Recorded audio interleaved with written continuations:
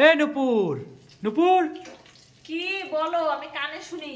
কি করতেছো? কি করতেছো? নিজেই বলে চিকেন পকোড়া খাবে আর নিজেই বলে কি করতেছো।